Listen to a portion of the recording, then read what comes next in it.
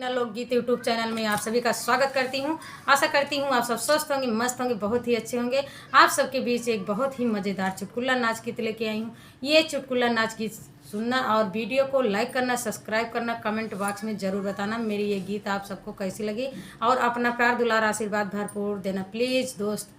जागत रहा राजा हो बिलारिया तो के झापटी, जागत रहा राजा हो बिलारिया तो के झापटी, जागत रहा राजा हो बिलारिया आज झापटी, बिलारिया आज झापटी, बिलारिया आज झापटी, जागत रहा राजा हो बिलारिया आज झापटी, जागत रहा राजा हो बिलारिया आज झापटी, सास जी के झापटी, ससुर जी के झापटी, सास जी के झापटी, ससुर जी के झापटी, ननदी के लाई के अंगनवा में फाटकी, ननदी के लाई के अंगनवा में फाटकी, जागत रहा राजा हो बिलारिया आज झापटी,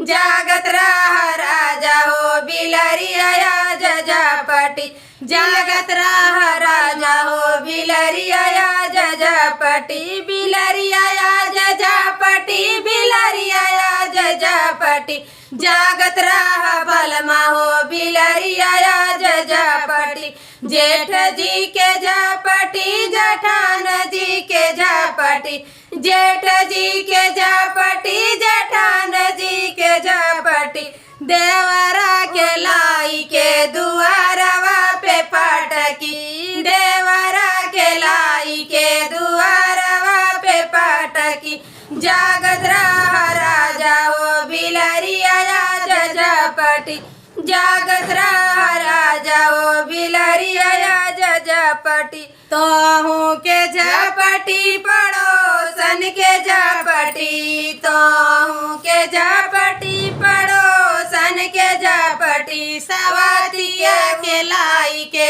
अरहरिया में फाटकी, सवातिया के लाई के अरहरिया में फाटकी, जागत रहा राजा हो बिलारिया आज झापटी, जागत रहा राजा हो बिलारिया आज झापटी, बिलारिया आज झापटी, बिलारिया आज झापटी, जागत रहा राजा हो बिलारिया आज झापटी, जागत रहा राजा हो बिलारिया आज झापटी।